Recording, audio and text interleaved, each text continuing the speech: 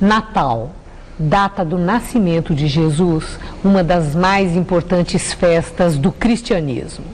Hoje recebemos o professor Mário Sérgio Cortella, filósofo, para nos falar sobre o significado desta tão esperada celebração. Muito obrigada, professor, por estar conosco. Feliz.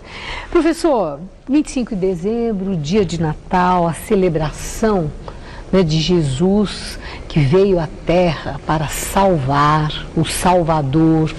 É intrigante que essa grande festa do cristianismo, num mundo que muda tanto e tão rapidamente, ela é celebrada por séculos e séculos e não muda. O que explica?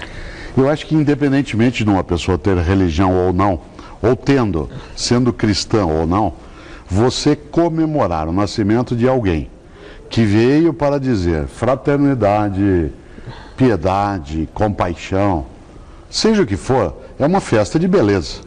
Afinal de contas, ninguém deixaria de apreciar uma mensagem que fala de amor ao próximo, que fala da capacidade de convivência em paz.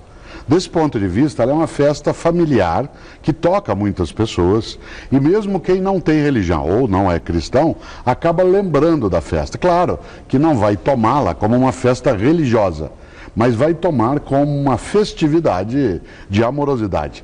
E é por isso que nos últimos 1.600 anos ela é lembrada em 25 de dezembro, porque essa data aparece mesmo só a partir do século IV. Eu ia perguntar sobre a data, porque há algumas, por exemplo, onde Jesus nasceu, filho de Maria e José, tem algumas referências sobre o nascimento de Cristo que não se questiona, mas a data, né, fica assim, por que dia 25 de dezembro? Onde que isso foi registrado? Então, não foi, né? Inclusive a gente tem dificuldade para saber em relação ao passado até o dia de nascimento de alguns governantes ou de alguns homens importantes. Imagine Jesus.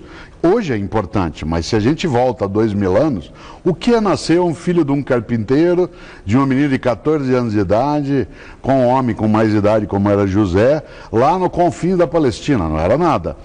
A igreja cristã, ela no século IV estabelecerá informalmente, simbolicamente, essa data de 25 de dezembro. Há alguns cristãos, entre eles os ortodoxos, ou seja na Grécia, seja no egípcio, seja no mundo russo, que comemoram em 6 e 7 de janeiro, e não em 25 de dezembro. É que no calendário ocidental é lembrado de dezembro. E no dia 25 de dezembro, os romanos tinham uma grande festa na antiguidade, que era o dia do Sol Invencível, Sol Invictus, o Sol que nunca acaba. E os cristãos fizeram coincidir, né, de maneira direta, o nascimento de Jesus com esse dia. Mas nem a igreja cristã coloca como questão de fé que seja dia 25 de dezembro. É uma data mais simbólica. Falando em simbologia, né? A simbologia do Natal ampla.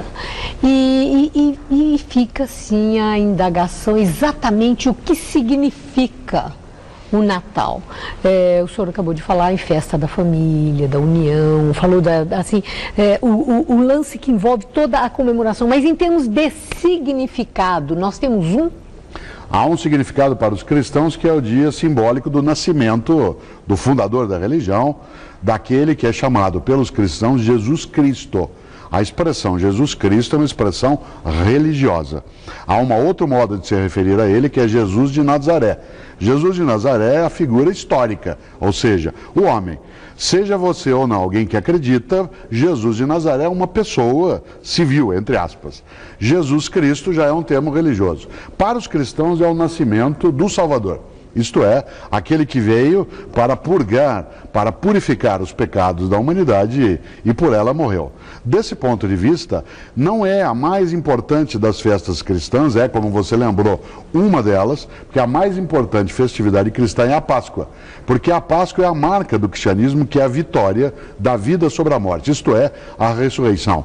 Fazendo até uma brincadeira, nascer qualquer um nasce, né? Agora, ressurgir, isto é, vencer a morte, já é um impacto muito maior. Daí, ser sim o Natal uma lembrança forte daquela que é a marca do nascimento do Salvador para quem é cristão. E o significado de que se menciona muito, se deseja, os cartões. Nas igrejas, o próprio sacerdote fala em renovação e esperança. É o nascimento de Cristo. Por que não é a Páscoa, a renovação e a esperança? De fato, a Páscoa é a renovação e esperança de vitória da morte, que é derrotada pela vida, portanto, vitória da vida sobre a morte. Mas o Natal é quando a gente imagina que sempre é possível que alguma coisa venha para melhor do que aquilo que se teve. Não é à toa que se marcou a data em 25 de dezembro, porque 21 a 23 de dezembro é o solstício de inverno na parte de cima do planeta, quando a gente tem a noite mais longa do ano. No Brasil é o dia mais longo. Qual é o significado? Mesmo que a noite seja absolutamente longa, o sol há de brilhar mais uma vez. Se eu fosse Nelson Cavaquinho, cantaria: o sol há de brilhar mais uma vez, a luz há de chegar aos corações, do mal será queimada a semente, o amor será eterno novamente. Por isso, essa composição do grande Nelson Cavaquinho, ela expressa a ideia de esperança. Daí essa lembrança. No entanto, de fato, a Páscoa tem um impacto maior como significado na ressurreição. Mas o nascimento de uma criança pobre, entre pessoas pobres, e que vem e traz uma mensagem, ela é especial. E os presentes, até você lembrou, eles são coisas que já se fazia naquela época. Trocar presentes nessa época do ano antecede o nascimento de Jesus.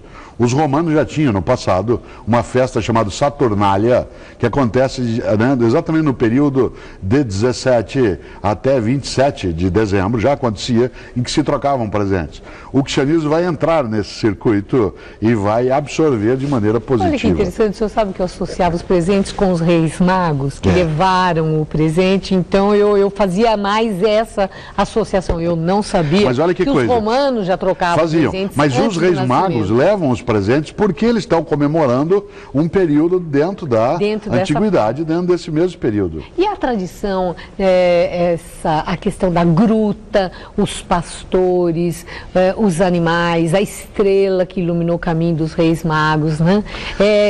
Isso tudo foi construído com alguma intenção? Foi construído nos últimos 2000 anos com vários símbolos que se juntaram. Por exemplo, os presentes já vieram dos romanos. A ideia de uma estrela que guia, toda a antiguidade marcada pela astrologia, ela sempre tinha sinais no céu.